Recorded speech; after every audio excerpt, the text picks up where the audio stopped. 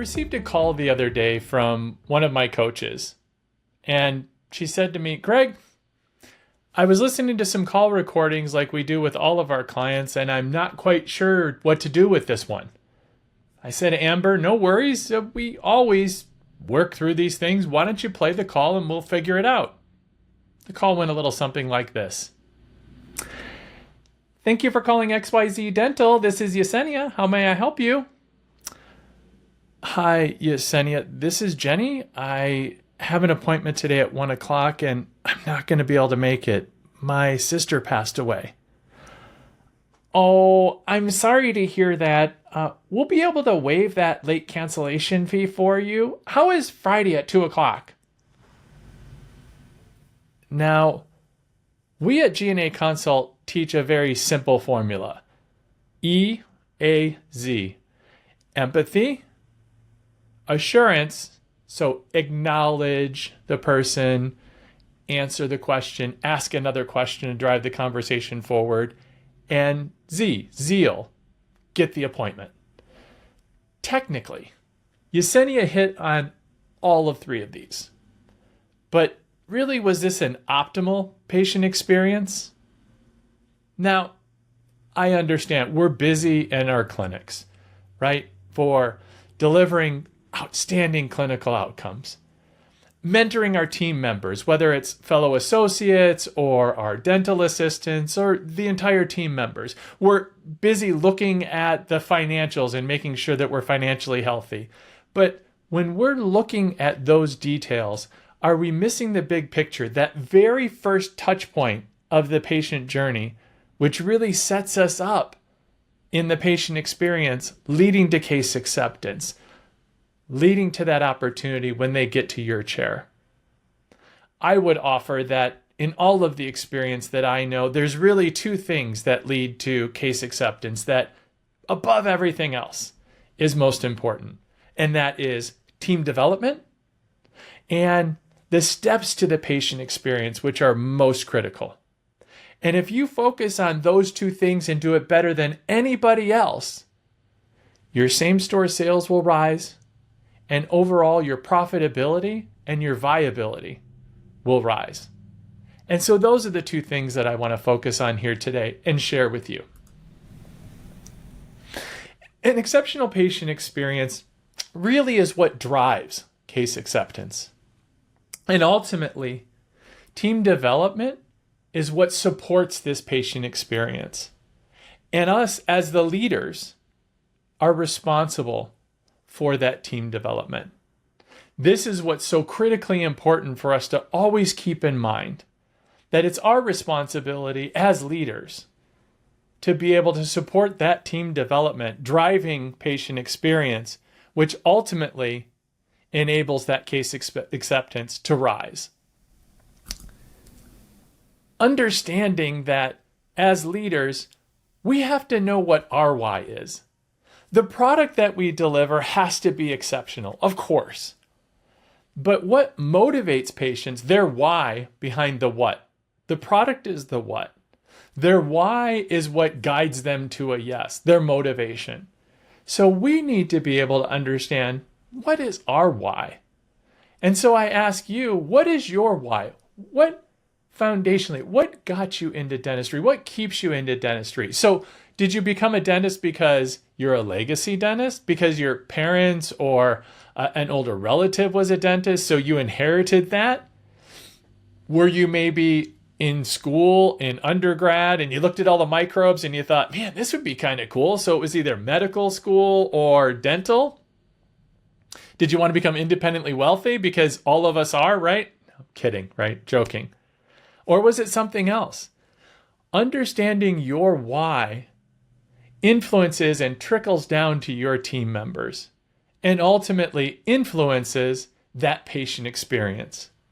And that's what's so critically important to remember, that is really what is driving these smiles that you're delivering every day for your patients. Knowing what your why is resonates so much with your team, with your patients, with your culture, with the atmosphere of your practices each and every day. One thing that I know to be true is that if you're here and you want to get there, it's critically important to have a roadmap. Now, I don't know about you all, but for me growing up, we had like those folded maps. I could never fold one of those. And I also learned too that way back when that even number addresses are on the north and west side of the street, and odd numbers are on the south and east side of the street. That's still pretty much true to this day. And then also growing up, I don't know if anybody had one of those AAA memberships, but if you did, we didn't. We grew up kind of not in that lane, blue collar. But if you did have a AAA membership, you could get something called a triptych, which means you could go from Detroit to Baltimore and say, hey, this is where we're going. And they would give you this booklet, and you could stop at all these great stops along the way, and it'd tell you the rest areas or all the sites to see in these sheets. And pretty much it was the precursor to MapQuest, which came before what we have now, which is GPS, which pretty much all of us have right here in our phones, right? Before they were in our cars, and you'd have to get the update in your car every year because suburbs were being built and new roads were being built. This is what the evolution of a roadmap looks like. And roadmaps to team development and to leadership constantly evolve, just like we have to constantly evolve as leaders. And having this well-defined roadmap to success in leadership is what we really need. And that's what we're here to talk about today. Creating this exceptional patient experience it requires understanding a multitude of things. It's understanding that happy team members can't necessarily create happy patients, but unhappy team members, that's definitely going to influence the patients that come in to see us. It infiltrates throughout the entire practice. So there really are a number of pieces to this. And we'll break it all down here and talk about each of those aspects today, because that patient experience really influences the opportunities for optimal case acceptance. Now, when it comes to team and team development, there really is one person that, really I feel strongly about, and that would be my man, Phil Jackson. And one of the strongest books that I love from him, right, that he talks about a lot when it comes to team development and translating to better, influences, is in his book, and that would be 11 Rings. Now, being from Detroit, I can tell you that he didn't have success against my 89 and 90 Pistons and the Bad Boys. However, he does have 11 rings, and you can't really argue with that. And in his book, 11 Rings, he talks about the evolution of team and team development and concept. And what I know from that book and reading it and really digesting it and applying it towards the dental industry are really two key foundational things. And that is that having raw talent, and let me ask you this question, and I ask you to ponder this for just a moment. Who is that one person in your clinic, in your practice today? Who's that one person that your go-to? That if you need something done or that you're relying on super heavily, who's that one person? That one person, who came to mind when I asked that question? Having somebody to rely on is critically important, but being overly dependent on one person can be a major hindrance. Now, when we start talking about things like empathy and emotional connection to patients, and we're going to get into that here in just a minute, there may be someone, that right-hand person that I'm talking about, that you had come to mind. They might not be the best at that particular lane, but there may be someone in your practice that is. Lifting up each individual in what they're best at helps the entire team to be successful. If we relate it to basketball, for example, in Phil Jackson, not everyone can be the best rebounder or the best assist person or the best free throw shooter or the best three-point shooter. But each of those elements together can make a great team. And so raw talent can definitely be developed, but relationship between the players and adding a sum total of that is really where you develop into an outstanding team, both on the court and in the dental practice. Now, for yourself as a leader, that's something that's really a little different. And what he talks about in leadership, he talks about benching the ego, but I don't really want to just talk about ego as necessarily a bad thing. Because if you're successful, if you own your own practice, and you have a successful, thriving practice, ego isn't necessarily a bad thing. Ego in the extreme, that's something to be mindful of. One of the concepts in 11 Rings he talks about is empowering team members with certain aspects, whether it's ordering supplies or leading a huddle or fill in the blank. So empowering team members for certain aspects, for sure, but not ceding your authority. So you still maintain authority over your practice, but you give up power in individual areas to be able to multiply the talent in your practice. This is what's critically important. And so when he talks about benching your ego, this is the distribution of power as widely as possible without giving up your authority in the practice. And this is how to be able to build a team that's stronger than the composition of the individuals in your practice itself.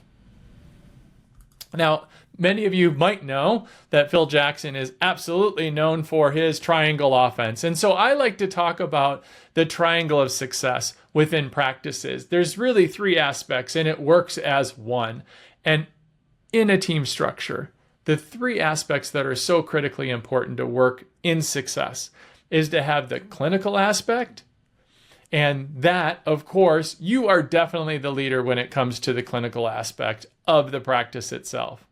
And when we talk about clinical aspect, we're talking about everything, behind in the operatory, right? But that has to do with every single piece of the clinical aspect. Again, distributing power in that, so that lifting up each of your dental assistants, surgical assistants, and all of those that run and power that engine, maybe it's a CRNA that comes in if you do anesthesia, if you do sedation, all of the pieces, right? Lab techs, if that's what you have in your practice, all of those pieces still maintaining that authority.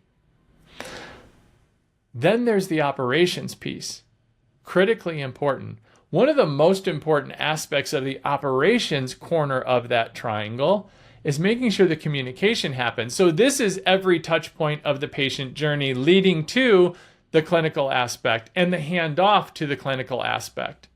One of the most important pieces of that touch point of the patient journey is making sure that there's consistency in that third piece of the triangle, which of course is the marketing.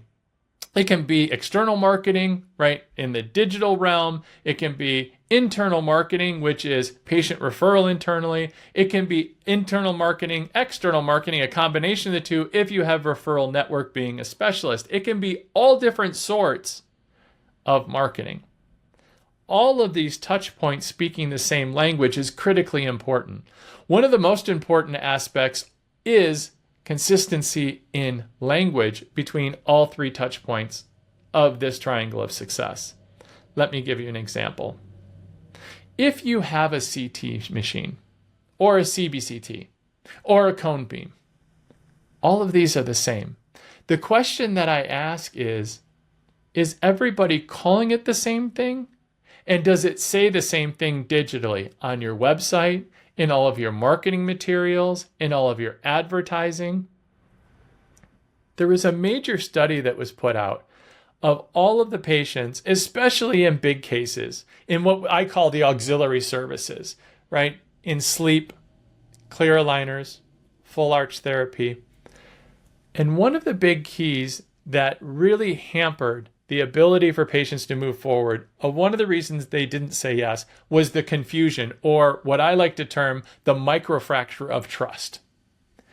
And one of the key elements of that was lack of consistency in language. One example being, Do you call it a CT scan, a CBCT, a cone beam, digital records? It really doesn't matter what you call it as long as it's consistent in every touch point of that patient journey. From the first impression they get digitally to what it's called on the phone, to the front desk, to the dental assistant, to the clinician, all the way through every touch point of that patient journey. So critically important that that is consistent all along the way. That way the patient knows and has heard many, many, many times the same consistent verbiage and language. Trust is built that way. This is extremely important, and even more important when it's a direct-to-consumer patient, when basically they've been shopped into your practice, whether it's a Google ad or a Meta, Facebook, Instagram, or some other outside source, and doesn't come internally from your hygiene program or been a patient of yours for a long time.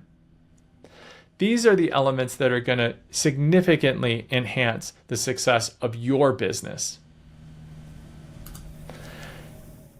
Now let's talk about some of the keys to success. There really are 5 when it comes to the touch points of the patient journey and what really influences and helps and aids in the success of your business. Those 5 keys are helping to make an emotional connection with the patient, empathic listening, and we'll talk about what some of those steps are and what it sounds like. Your USP, your unique selling proposition, what differentiates you from the gal or guy or location or DSO or group next door. Knowing your patients and the difference between a direct-to-consumer patient, meaning one that's come in through one of your marketing channels, and a referral patient, because we need to know a little bit of a differentiation between the two and how to address that. One, there is some trust built in, whether it's transferred from a referring office or an internal referral, meaning that they've already come through and they have some trust built in from your location.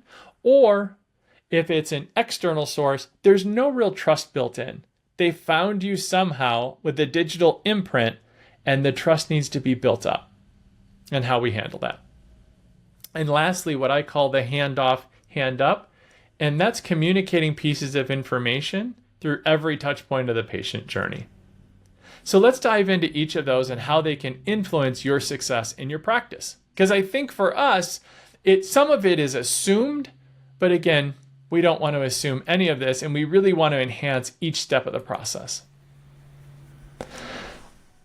Building an emotional connection with the patient, it doesn't mean that you have to be all lovey-dovey and hug. Now, I come from a family that we do hug, but it doesn't mean you have to.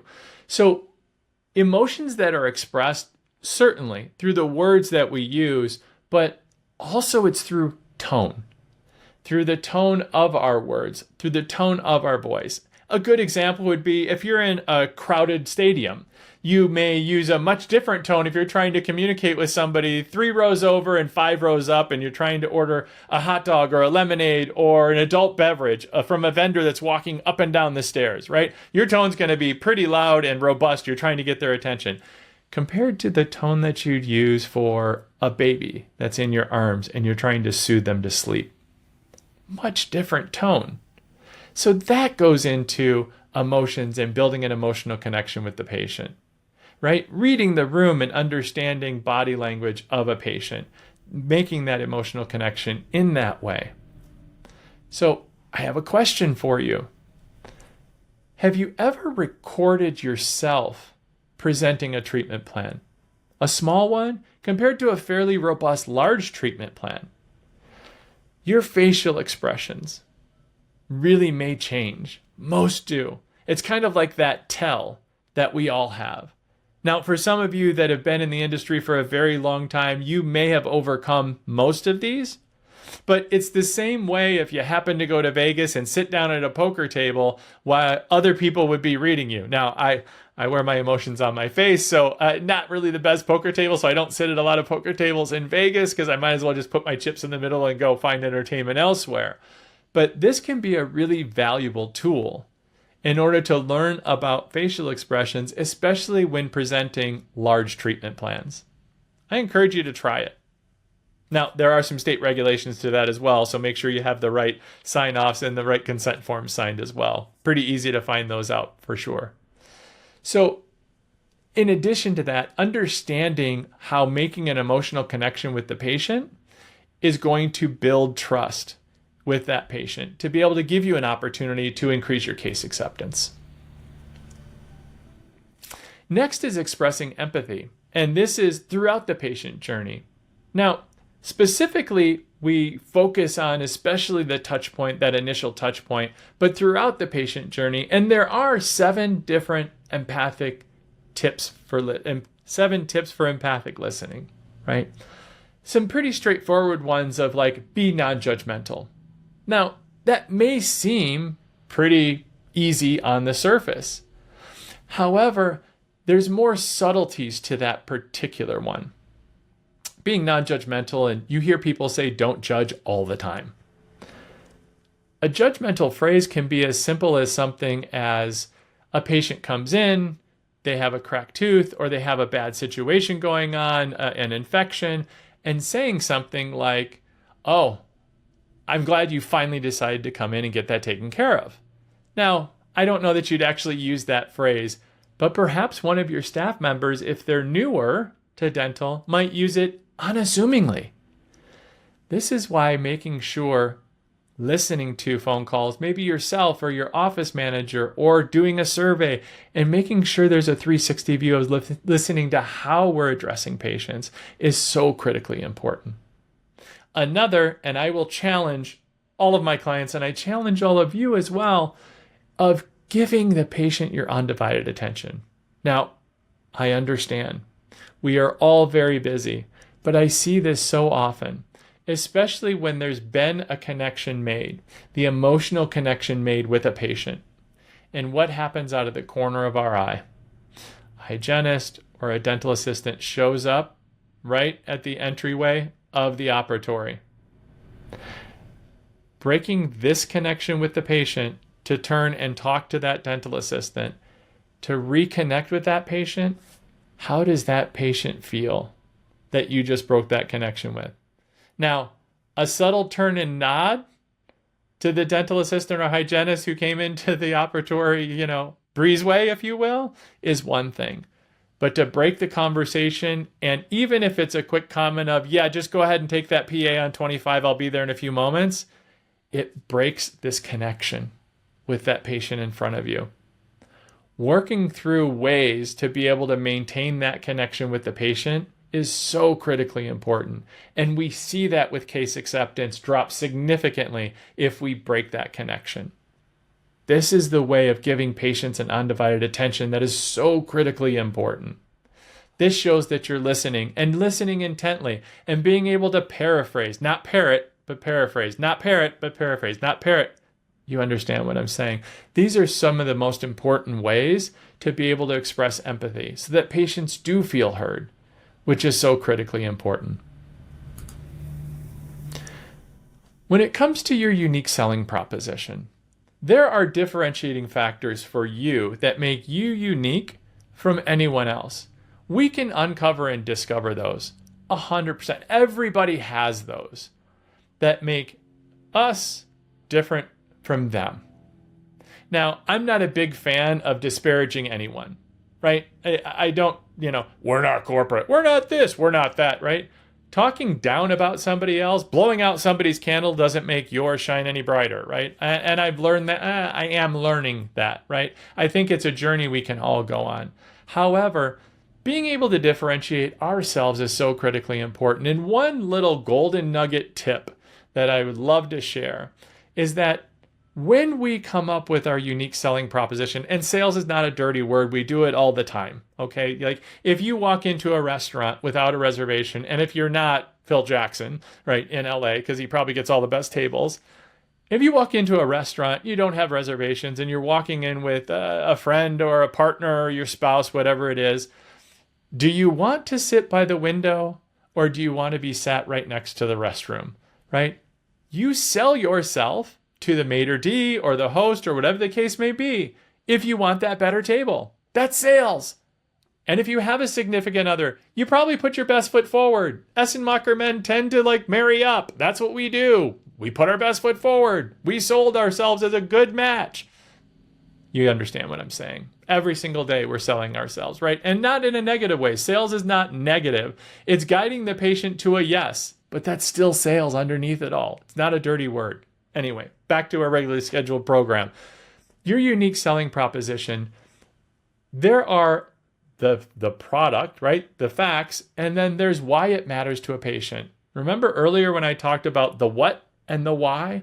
The what could be you have great technology, right? Whether it's an intraoral scanner or fill in the blank. That's the what.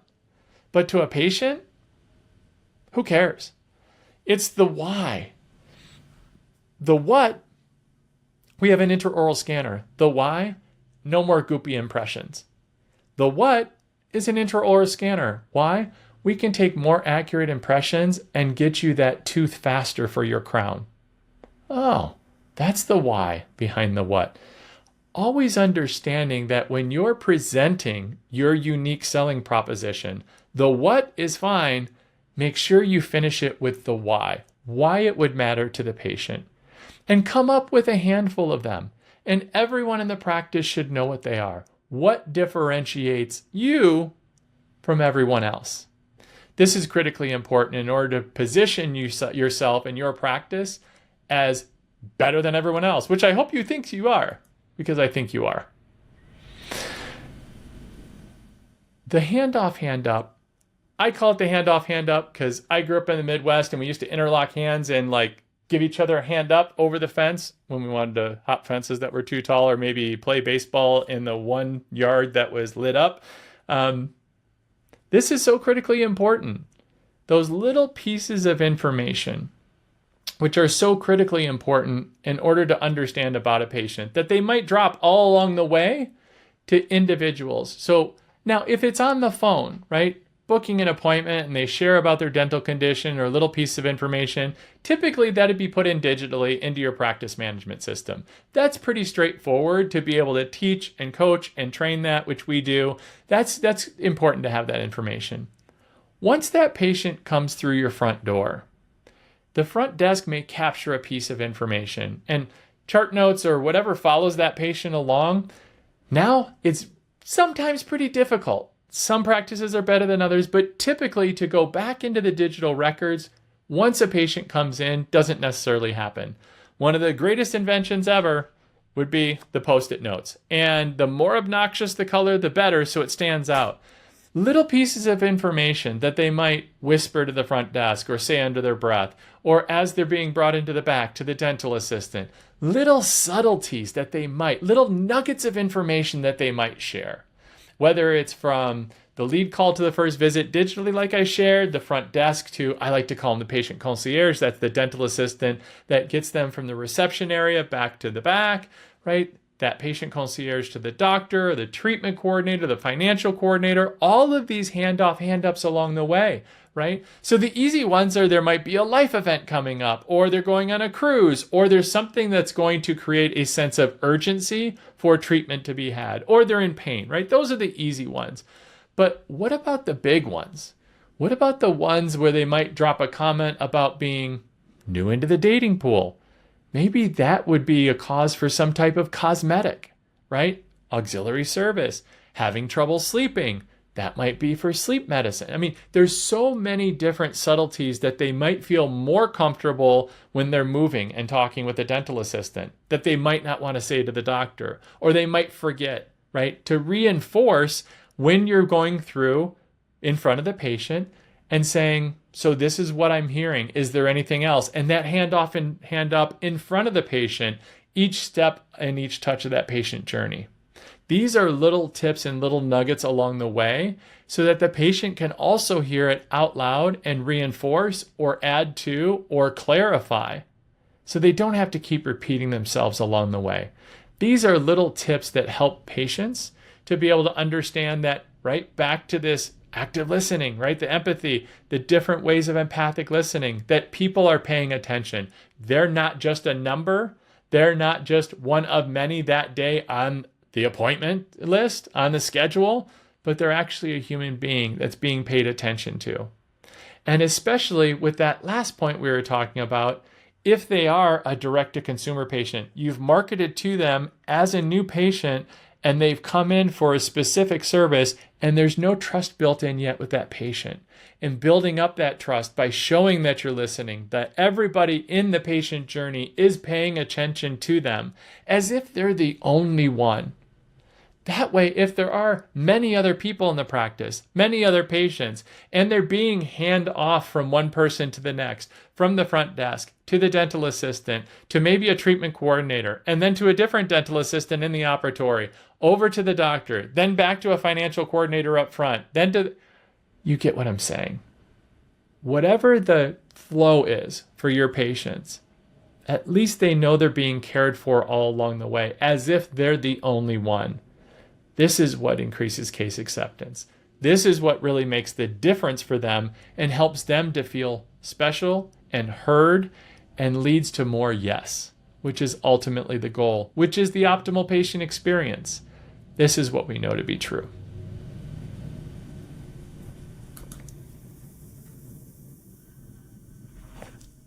One of the most important things that you can do is track what your performance is.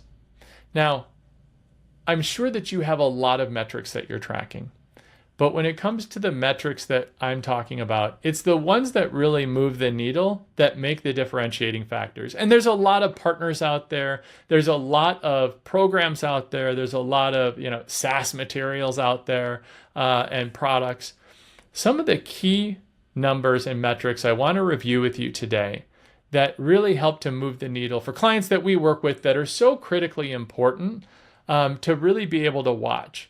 And as the founders, owners, doctors, whoever's watching this today, what I encourage is you don't have to be responsible for each of these numbers. Team members can be, and boil them up to you and be able to review them with you.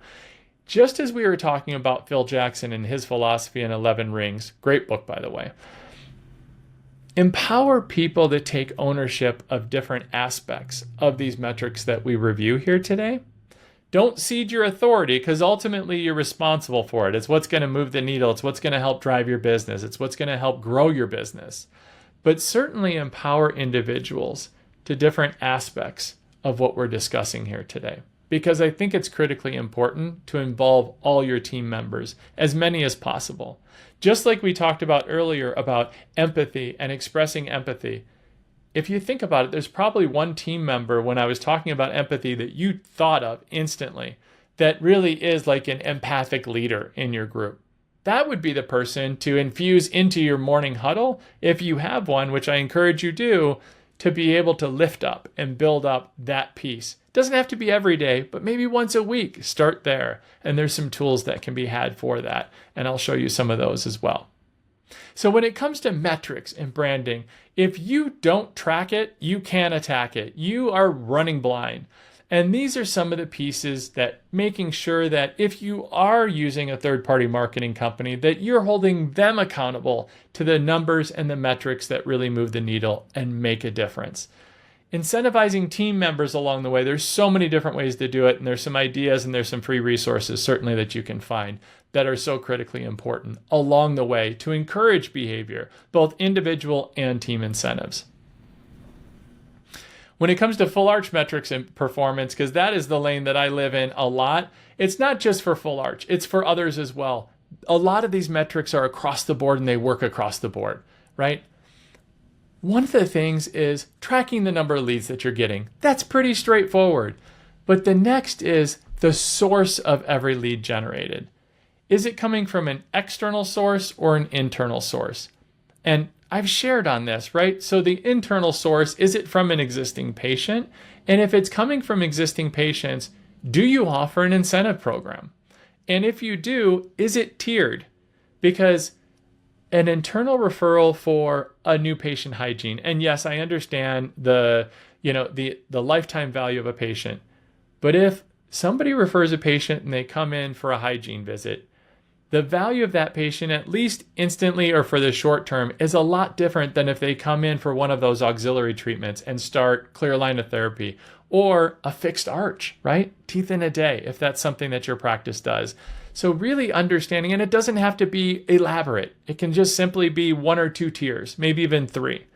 And make sure you check with your state and your local restrictions of whether or not you can do something like that and what you can do, because you can usually do something. There's a few states where you can't. Make sure you're checking those. And if you need to reach out, I'll be happy to be able to assist with that. So knowing where the source is coming from, so critically important. So at the end of the month, you can look back and know exactly where patients were coming from, right? How many are actually booking from the different sources? How many are showing up, your no-show ratio? Because that's critically important. Know where your money is being spent if you're spending it on outside marketing, right? How many are starting and what's generating revenue, right? These are the pieces that are critically important. And then lastly, how are you staying in touch with those that don't start right away? Because that follow-up is so critically important for the longevity. That's your pipeline, right? Because that's marketing you've already paid for. That's energy and effort you've already paid for. And letting those just go and say, well, we put it into our practice management system. It's not the best at reminders. Practice management systems are good for certain things, not so much for follow-up cadence. And there's some tools that certainly can be helpful in that regard. Branding is all about your image when patients leave the practice. And of course, there's a lot of different tools for that. We've talked about what it looks like as far as the 5 keys, but consistency on the phone, we've talked about what it looks like to make an emotional connection with the patients and agreed upon language. When patients leave your practice, what you're seeing is a picture here, and one of my clients, we work together and they do some pretty extensive surgery, full arch, and as I shared just a few minutes ago, and they do more than annual full team meetings when it comes to like CPR training and things like that. Well, when they had one of those trainings and they were doing it in shifts, we broke the team up into teams, right? Into different sub-teams, and gave them a dollar amount and said, what does a post-surgery care package look like? And they could either shop online or they could go to the local store, like the Target or whatever, and go and shop. And whoever had the winning team, they won a prize. It was amazing what they came up with. And the one on the far left there, that branded bag with all of the things for pre and post surgery. What a great exercise for team building, for competition, for camaraderie. And that branded bag, it's a nice bag. I'm sure that each of the patients, not each of them, right? Some of the patients post-surgery will use that bag. And if you and we and the practice delivers an amazing patient experience, imagine when they have that bag out and they go back after this full mouth transformation. They go back to work or to church or to synagogue or to friends, and they had this bombed out mouth, and now they have this amazing smile. People are going to ask, wow, you look amazing. Jenny, where did you have that done? And if they had an amazing experience, oh, my friends over 123 Dental, you've got to go see them. Like, they will take really good care of you. Now, whether it's the person they're talking to or the person they're talking to has a mother, a sister, a neighbor, an uncle, a cousin, that day or sometime in the future, what an amazing referral that will be, right? You don't have to pay for that marketing. You've already done it internally by creating that patient experience with the team development by being a really good leader. That's really what it's all about. That's how you build that trust within your team and with your patients to be the best advocate possible out in the street for you. That's what we're really looking for. So really the triangle of success when it comes to marketing is threefold. Of course, there is that red ocean of the marketing and that monthly spend, whether it's pay-per-click on Google, whether it's Meta, Facebook, Instagram, television, certainly super expensive, right? Radio, YouTube, TikTok, direct mailers. I mean, it can go on and on and on, right? Certainly the organic through SEO, through your website, and many, many other avenues very much similar to that. All of them dependent upon your region, your geography. That's one. Another, right? And I think that organic through SEO kind of slides over into another, but certainly there's organic marketing is what I like to call another corner of the triangle. That's your community engagement. How involved are you in your community where you live, right? And that would be things like programs like Give Kids a Smile, right? An amazing program through the American Dental Association. I personally continue to add more of those programs every year, but there's, Missions of Mercy, and there's so many programs of giving back to your community that you can get out into the community, and you can get free press from that and build that up, right? Mother's Day makeovers, things like that. Such a tremendous amount of impact you can have in your community that I strongly encourage everybody to give back. For me, dental has been such an amazing blessing for 18, 19 years now for me.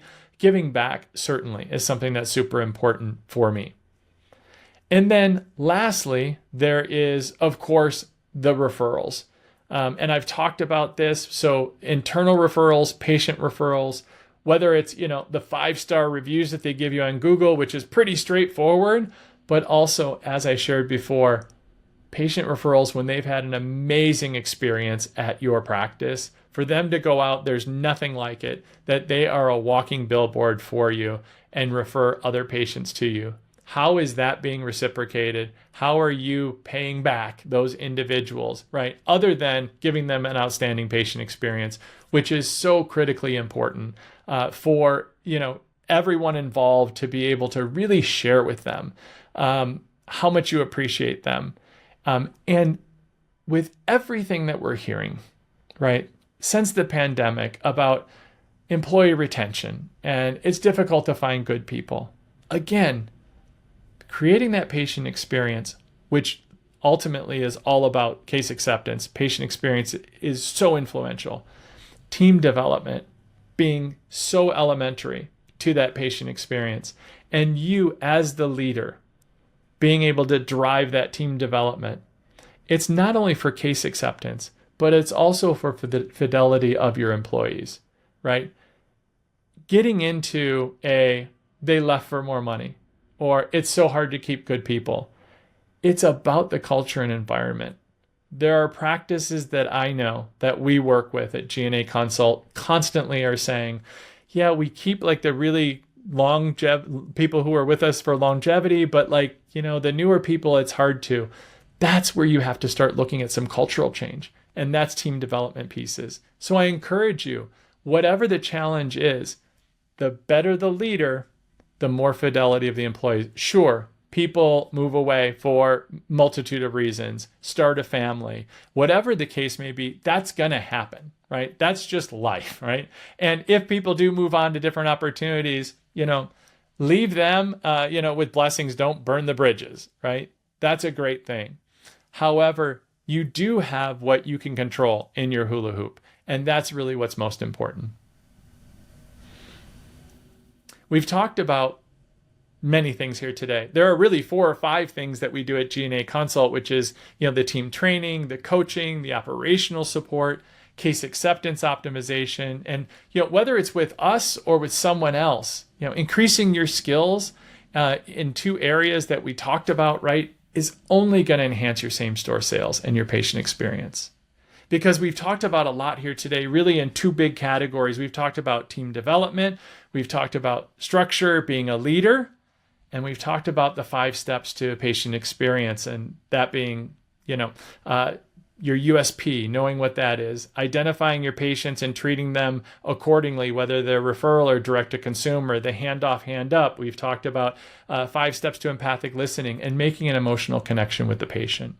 All of these things leading to case acceptance. Remember Yesenia that I started today with? Well, I can tell you that these skills can certainly be learned, because it was just a few weeks later that we went back and we were listening to a call from Yesenia, and she nailed it. She had a patient who called in and he wasn't able to make his appointment the next day. Something about that his dog was sick. was up all night, didn't know what he ate, had to go to the vet, take his dog to the vet. And she was very empathic and said, don't worry about it. We'll get you rescheduled whenever you can. I hope your dog's okay. And then she did the amazing thing the following day and didn't call him, sent him a text message and just said, I hope everything's going okay with your dog. Just know that we're here and we're thinking about you. That's all she said. She didn't try like booking an appointment or anything. Well, not only did he call back a week later and book his consultation, go forward with treatment, but he created a brand new smile with them. And also, it was just a few short months later that his wife also got treatment at the same facility, which that's just an amazing story. And to share with you that, yes, these can be learned. And it really was all about the way that the owner had shared and we had shared our lessons of how to really learn these tools, and the way that the owner said, I believe in you. We know that you're the right person for this role. You can learn it. You can learn from it. And that's really just a testament to what she is and how great she is at what she does, because she has a willingness to learn, which the vast majority of employees, they want to learn. They want to get better. They're craving these pieces to be able to level up. Now, sure, there are some individuals who a good friend of mine says, are deep in sleep and just don't have a desire to, and that's okay. But so many of your team members do want to level up, because the skills that they learn that we've talked about here today can apply to their life, not just in your dental clinic.